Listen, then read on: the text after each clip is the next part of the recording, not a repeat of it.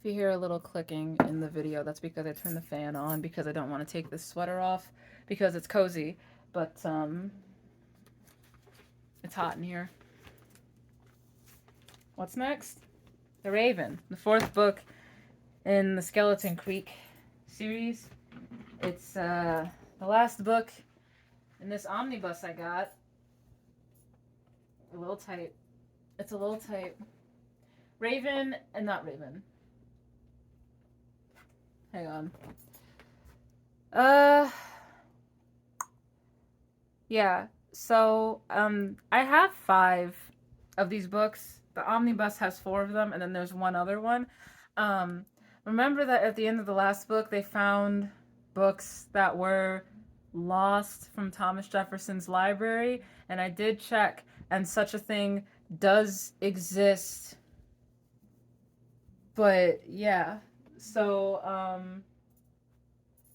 Ryan's parents still don't fully trust him despite everything that's gone on.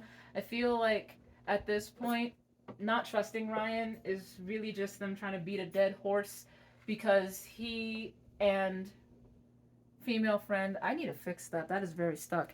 Um, he and Sarah are gonna do what they want to do, so they might as well just go with the flow and try not to let their kids get killed. But I don't know. Maybe that's just me. Uh, while they're Ryan's dad takes him camping, and he feels like they're being watched and followed as they go camping. They kind of are. Ryan's just sort of a paranoid mess at this point, and the Raven, who is alive, has been hunting them.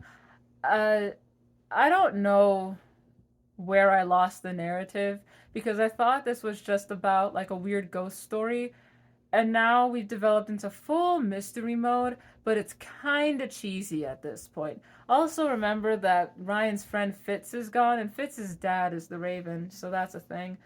Um, yeah, they've been living in a cave, and now Sarah's on the hunt again for something. She sees the ghost of old Joe Bush, but she doesn't live in Skeleton Creek anymore, so I don't know how that's possible. See what I mean? I don't know if this. I guess this is just like little town stuff. I don't know. Um, yeah.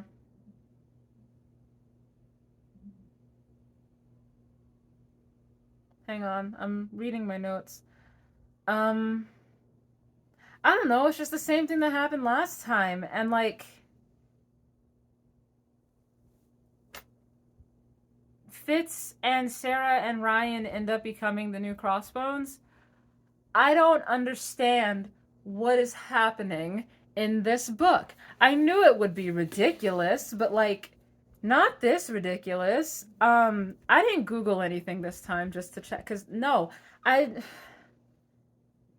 books that actively require you to get the whole story to go away. Media that actively requires you to go away from this one thing to something else to get the whole story is really annoying. And I'm not talking about lore, I'm talking about things that actually matter to the story. Requiring that I go and either watch these videos or read something online or have to watch entire YouTube series about it because you have either gotten rid of or locked the rest of your important story stuff behind a paywall. Bungie, I'm not doing that.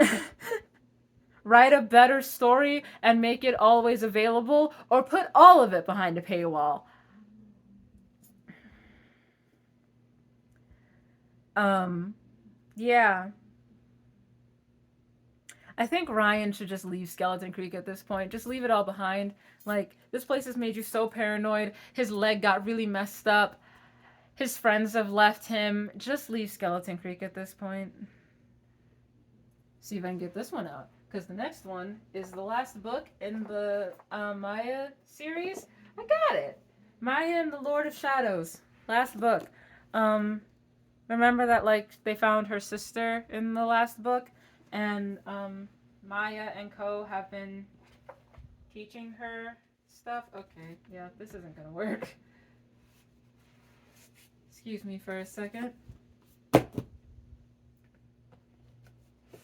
There's a whole thing in this book that annoys me about like the adults not listening to Maya and her friends, even though the only people who have actually been getting anything done and making any sort of leeway against the Lord of Shadows is Maya and her friends.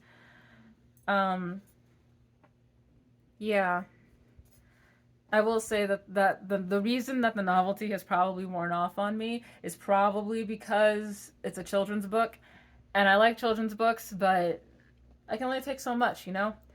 Um, so after two close calls, the Orisha want the godlings ready, so they want to train them. Dope. A vision of Zeron's betrayal comes to one of their friends. Yeah, her sister is a good sister. She knows that Maya is trying and that she wasn't raised like this. It's not her fault. Also, she's only a godling. She's not a god like she is, and she and her father are. So it's difficult. They sense a tear, and they go and try and fix it. They can't figure out how the tears are still happening since the Lord of Shadows no longer has sister. Um, yeah, they capture the captain who's been harassing them this entire time. And I think, as it turns out, that captain is like their aunt or something. It's like a whole thing.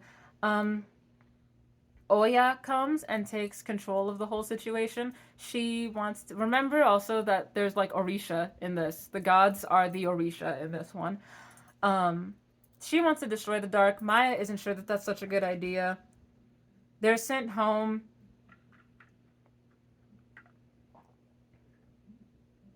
Oya is okay with holding off the attack for now, but really only if Maya can come up with something. Darkbringers attack their school, and because the godlings aren't ready, the Celestials have to come and protect the school, and it's like a whole thing. Um, so yeah, the Lord of Shadows is older than the other Celestials. He's been pulling on the universe's power for much longer than the rest of them have. Oya wants to now evacuate Earth because she thinks that it's hopeless.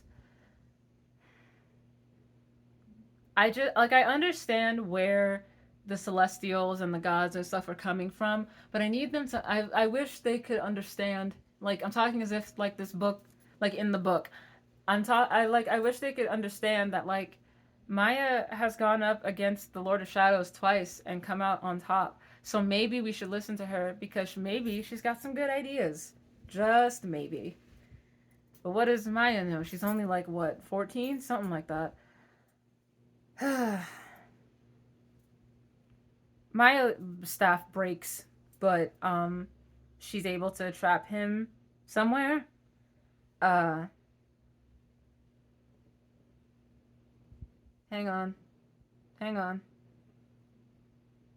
At the end of it, at the end of the story, like Maya, everything's fixed. Frankie's mom is still alive. Zeron's got his brother. Maya gets to meet Oya, who, if you remember in the first book, she was like in love with her, the comic books and stuff. So, yeah, it's cute. I have commentary on the genre as a whole, not specifically this book. If worlds are meant to remain separate, then why are you, as a celestial, actively going out and finding a human for there to like mate with? For there to be so many godlings that like there's a return of the godlings, why are you going out and having sex with a human? That sort of thing annoys me in Harry Potter as well. Not gonna touch on the fact that I think that J.K. Rowling's writing is upon fourth read as an adult not great. Why? With the exception of the existence of Muggleborns, why are we actively breaking the law of secrecy? Like, why are you putting yourself in a position where you can meet a Muggle in the first place if the worlds are totally separate like this?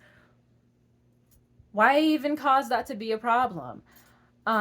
Thing two, has no one ever considered that humans get violent and colonized because of the absence of magic? That was the thing that I realized while I was reading. In everything that you will read, it'll be like, not everything, but in a lot of the fantasy genre, it'll be like, oh, humans can't have magic because they're irresponsible and stuff. And it's like, has no one ever thought to themselves just once that maybe humans are irresponsible with magic and can't use it correctly and stuff because it was taken from them and then they got violent, and then when you try to reintroduce it to them, they're still violent and stuff. I don't know if anyone's ever thought about that, but maybe that'd be a cool thing to write. Um, Thing three is the idea that electricity is useless or um, invalidates magic is nonsense. Here's why. Magic is general energy. Use too much and you'll die. Have too much and you'll explode. Both have limitations. So, like, where electricity fails, like, say, like the mail system, you send a letter by magic or like a magical mail carrier or something like that. But, like, I don't know if I would choose a broom, a broom where if I hit something, I'm probably instantly dead, over a car where at least there's some stuff around me that could keep me safe. Um, yeah, I like fantasy books. I have all three books, which is dope. So